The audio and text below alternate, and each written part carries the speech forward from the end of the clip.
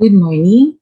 Again, thank you for attending the Interdisciplinary Collaborations and Communication Lines Key Towards Palliative Care Holistic Approach, a collaboration between Tondo Medical Center Department of Family and Community Medicine and the Department of Family and Community Medicine of Mary Johnston Hospital. So, for our session, it is a lecture workshop again for Balint therapy. So here are the references for the succeeding information. Balint groups is a tool for personal and professional resilience. So Michael Balint was a British psychoanalyst who created a structure for family physicians to safely reflect on these clinical encounters that touch us in ways that might surprise us. So Balint Group is a purposeful, regular meeting among family physicians with a trained facilitator or leader to allow discussion of any topic that occupies a physician's mind outside of his or her usual clinical encounters. Goals is that the presenter might realize a more helpful way of viewing and interacting with the patient. The group might learn to view the case from multiple perspectives, clinician-patient relationship. The goal is to improve physicians' abilities to actively process and deliver relationship-centered care through a deeper understanding of how they are touched by the emotional content of caring for certain patients. Okay, so Um, a Balint group has between 6 and 10 members with one or two facilitators or leaders. Uh, Actually, in UPPGH, during my fellowship years, we do this for debriefing and for catharsis sessions during our fellowship years. So we do this every 2 weeks to 1 month so that we can prevent burnout from happening and we can develop a group therapy for the specialized set. The group's composition engenders a sense of shared experience. The format of a Balint group is a case presentation, which is based from memory about 3 to 5 minutes, and a discussion for 1 hour or more. So it doesn't necessarily mean that you'll be presenting a case based on the facts, but actually you'll be focusing more on the um, on one's reaction to a certain case, wherein he or she failed to bracket. Okay, so all group discussion is confidential as in psychotherapy. A safe environment is created to express negative or difficult feelings. And the Balint group leader's role is to create a climate of safety, acceptance, and trust. Establish and maintain the group's norms by letting each member take a turn speaking, grappling with the presenter's case. A group leader must understand group process and make use of his or her own personality and style to move the group forward. So there's much evidence in the literature that participation in the Balint group increases a participant's coping abilities, psychological mindedness, and patient-centeredness. So a Balint group can be adapted to any kind of teaching or clinical setting. So according to Dr. Roberts, why can't we use the Balint group here or at this moment? So according to him, the challenge is that the academic family medicine training programs reflect on these two questions, and he encourages also his fellow family physicians to consider joining or creating a Balint group as a tool for personal and professional resilience, hence this activity. So here is Dr. Kyle Hoedebecke who will give the instructions for our activity for this session. Thank you. Hi, everyone. My name is Dr. Kyle Hoedebecke. I am calling from the United States, and I wanted to discuss Balint groups today, specifically in the time of COVID as well as in the hospice settings. So, what is a Balint group? A Balint group is a group of 8 to 12 providers that sit traditionally in a room in a circle and discuss really difficult cases. We have moved these online now in the time of COVID, and also prior to COVID in order to better involve those providers from other locations and that wouldn't otherwise have a chance to get involved in Balint. But for example, we talk about very difficult cases, not those that are difficult clinically per se, rather those that have a really difficult patient-provider strain on that relationship. Sometimes as providers, we feel shame. Sometimes we feel like we could have done more. Sometimes we will feel anger towards our patients and a plethora of other feelings that certain types of patients may bring out in us, and we don't internally know why. We evaluate these in Balint groups. One provider will present a case, discuss the details.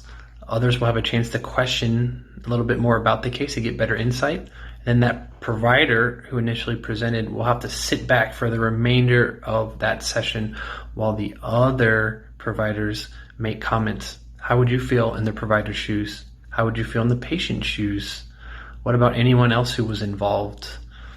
Why do we feel this way? And you'll often find those feelings are shared by others within the group. And I've found not only within the same country, but internationally, we feel a lot of these same emotions. The hospice setting is really difficult. You're dealing with patients, people from your family community who are on their deathbed, and that in itself is a very difficult situation. Because of this, Balint groups, both in person and online, are a great way to help contribute to resiliency, help to fight off burnout, and just allow for a better experience while working in those settings. Thank you for your time and have a wonderful rest of your day.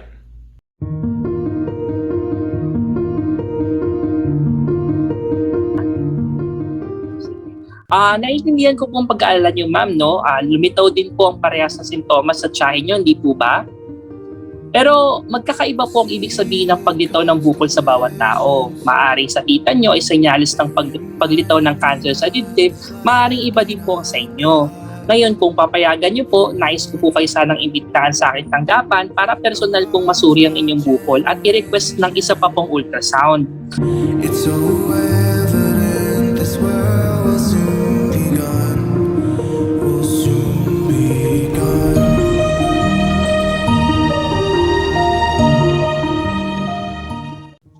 So, good morning, doctors. I'm Dr. Lunas Estrabel, and I will be your facilitator for today's session. So, hindi tayo masyadong formal dito. The purpose of this activity is to unload any emotional burden and to process what we have experienced. And also to release or to relate to one another so that we can help uplift one another para sa own health natin and para na rin sa pasyente natin. So, for today, we have Dr. Pascual to share with us his experience from one of his patients. So, Doc Pascual, whenever you're ready. Good morning, Dr. Elsa, Dr. Lani, and of course, Dr. Luna. I guess the case that I would like to share with you today is a case that I have encountered 3 weeks ago. It was a female patient of reproductive age who had stage 4 breast cancer with a bone metastasis. And she was really in pain na hindi na nare-relieve ng opioids. And from that, from seeing her, made me remember my sister who also died of breast cancer na nag-metastasize din sa bone and sa liver years ago. And you know what? I saw what my sister had gone through in her case. I wasn't even a medical student back then. So I imagined Imagine the guilt that I had felt nung wala akong magawa for her. And now na isa na akong oncologist, wala pa rin akong magawa sa patient ko. She ultimately died in pain, while in pain, and it was so horrible. Well, I guess ito yung pinakamahirap na part ng palliative care, yung makikita mo yung patient mo na nagde-deteriorate, yung unti-unting nagdodon sa kanila that, death is imminent, and sometimes not in a peaceful way, no? So, ayun lang, may God bless her soul. Thank you for allowing me to share. Okay, so Doc Pascual, thank you very much for sharing your experience po. And kami po dito, nakasama nyo, we feel you po. We understand your pain and yung nasi-feel nyo po towards your patient. So, before we process po, and before we continue our session for today, may we ask po Doc Pascual to leave muna po the circle. And we're gonna process po your experience and we try to relate with it through our own experiences naman po. Okay po? Alright. See you later, doctors. Hello, good morning everyone. I would also like to share my experience na I think is related din sa experience ni Dr. Pascual in a way na wala akong magawa for the patient. And of course, there's the guilt.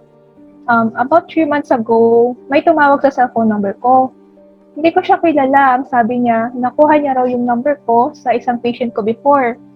Ang sabi ng tumawag, yung father niya raw is experiencing sudden agonizing headache.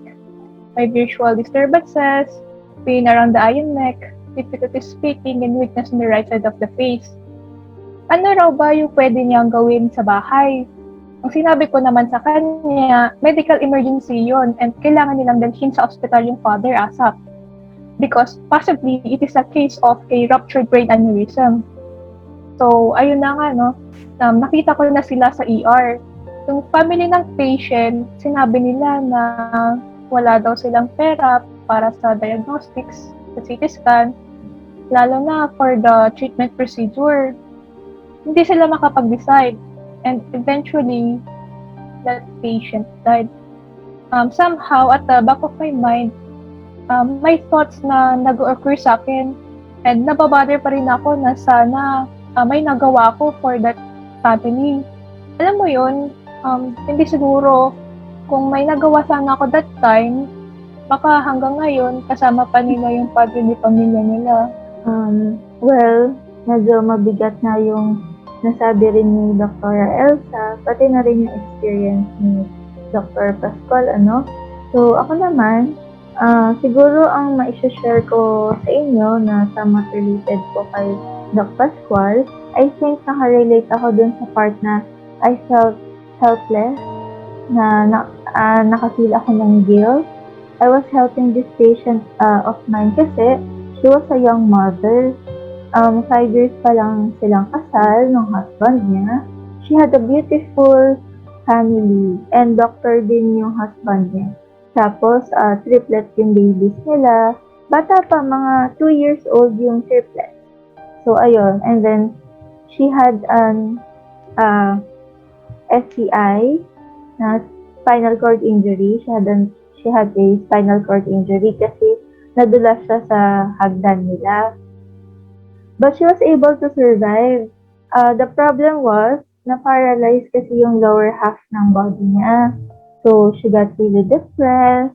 It was so evident sa aura niya, sa face niya. She opened up to me and she texted me one time, Doc, nalulungkot ako, di ko maalagaan yung pamilya ko ng maayos. Bago pa lang kami yung pamilya, ang dami ko pang dreams para sa family ko. So, I gave her advice, nireassure ko siya, ganyan. I also talked to her husband about it. And the husband naman was very supportive. And however, one time, she texted me. She texted me again. Sabi niya, Dok, pagod na ako. Gusto ko na magpahinga. That day, I was so tired din kasi I also had to attend COVID cases natin na medyo tumaas nga. Dahil nung nag-surge, yun yung mga panahon na nag-surge eh. Um, so I wasn't able to reply agad. But I asked her if she wanted to see me through teleconsult. But she never replied na. So, ayun, days after, I got a text from her husband. She said na my patient passed away because she committed suicide. So, the day after she committed suicide, the day after she texted me. So, ayun, I cannot help talaga but to feel devastated. Iniisip ko nun, what if walang pandemic? What if naka-reply ako agad? Masisave ko ba siya? Masisave ko kaya siya? May help ko kaya siya? Alam niyo yun, yung mga tanong na nababother pa din kayo at times. And ayun, just like Dr. Pascual, I felt helpless and guilty, wala akong magawa. Maybe I could have saved her. So ayun, syempre pag naisip ko tulad ngayon, nasi-feel bad talaga ako. Kasi diba, kung iisipin mo, bata pa yung anak, kaka-start lang yung family. So it's really heartbreaking to have handled a patient na may ganitong story. What more dun sa husband, what more dun sa family ng pasyente. So, ayun. Good morning po, doctors. Sorry po dun sa mga nangyari no, sa inyo. Pero kagaya niyo din po, sa totoo lang, I can really see myself kay Dr. Pascual. This patient of mine, I had him since he was 8 years old pa, up until natong 20 years old siya. And this patient is really healthy and did not have any pre-existing conditions. Kaya when I educated him about ito lang, tong COVID-19 vaccination, and he insisted, kasi nga sabi niya, Doktora, malakas naman ako eh, wala naman akong sakit. Hindi ko na siya pinilit. Nagsabi pa siya sa akin nun na, sige doktora, promise, pag uwi ko ng probinsya, makapagpapabakuna ako agad. Regalo ko na rin yun sa mother ko na mag-celebrate ng 60th birthday. Kasi matagal na rin siya pinipilit ng mami niya. And then 2 weeks after that conversation, nagulat ako na itong batang to dinala sa ospital and he was extremely sick. When I asked his mother, anong nangyari? Okay naman siya before. 1 week na daw mataas yung lagnat and nagsusuka. Nagstay siya sa hospital pero later on, nag-subside din kasi yung major symptoms niya. And the kid tested negative for COVID. Pero sabi ng bata, he is still suffering from mild headaches. Pero kahit gano'n, syempre, kung ikaw din, di ba, nasa kalagayan ko, medyo makakampante ka na di ba? Kasi nag-negative na. Ayun, so, mostly talaga nung symptoms niya, wala na. Kaya ako naman, nakampante din talaga ako. Tapos, bumalik siya sa akin after 3 days. After 3 days na ma-discharge siya, and I found out na meron siyang sinusitis. I gave him antibiotics, tapos pinauwi ko na din. Tapos, ayun, magugulat na lang ako na 2 days ago, like 2 days ago lang, tumawag yung daddy niya. Tapos sabi niya lang, Doc, he left us. So nagulat ako, syempre. At first nagulat ako, what went wrong? Kasi ginawa ko naman lahat, yung protocol, yung dapat na ibigay na medications and all. Di naman ako nagkulang. Pero bakit nagkaganon? Then nakausap ko si Dr. Guevara. He told me na aside pala from sinusitis, meron na ding infection. May staph infection na rin pala yung bata. And started to move toward his brain and had ruptured. Tapos ayun lang, in a snap, wala na yung bata. Masakit talaga sa akin kasi ang tagal ko siyang hinawakan. And of all the people, pakiramdam ko, dapat kasi ako yung pinaka nakakakilala dun sa batang yun, di ba? Kasi yun nga, mula bata pa siya, nasa akin na siya. Kumbaga, dapat kabisado ko na yung batang yun. Kaya sobrang naiinis din ako sa sarili ko. Kagaya niyo, parang minsan sinisisi ko din yung sarili ko na bakit ako masyado naging complacent? Masyado ko minaliit yung sakit niya. And I even reassured yung parents na, Mami, Daddy, okay lang yan. Simpleng sinusitis lang yan, ganyan. Kaya ang sakit talaga. Ang sakit lang kasi alam ko sa sarili ko na I should have done more. And since 2 days ago, ayun, hindi pa rin talaga ako pumapasok kasi ang bigat eh. Ang bigat din sa akin talaga na hindi ko talaga matanggap na pakiramdam ko ang laki ng pagkukulang ko dahil sa complacency. Okay, doctors, medyo heavy itong experiences natin, no?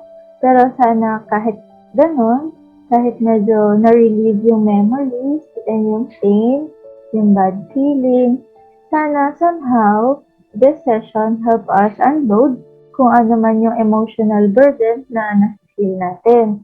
And we were able to relate to one another, lalo na dun sa case ni Dr. Pascual. With that, i-call na natin siguro ulit si Doc Pascual para ma-process natin itong session na kasama siya. Hello ulit, Doc Pascual. So, Dr. Pascual, aside sa pag-share mo, nag-share din yung ibang doctors natin dito na present. And they all have stories to tell. And masasabi ko na lahat naman sila can relate to what we have experienced. But I think yung kay Doc Elsa, yung naka-relate talaga sa story mo. So, doctors, kaya natin ginagawa itong session na ito dahil we want you to feel na you are not alone in this difficult time. Kasi 'di ba minsan tayo din we tend to forget yung balance and yung pag-alaga din natin sa sarili natin, lalo na mentally and emotionally. So through this session, we were able to help one another by simply listening and being sympathetic or empathic. Ayun, nakakatawa man minsan na isipin na nagagawa natin to sa patients natin, pero di ba minsan din natin nagagawa sa kapwa doctors natin. So I'm very grateful for your presence and participation for today. So Dr. Pascual and other doctors na present ngayon, we should always remember that we are not alone and we, doctors, can always and can still ask for help because we're still humans after all. So, ayun lang po and thank you and have a blessed day. Thank you po.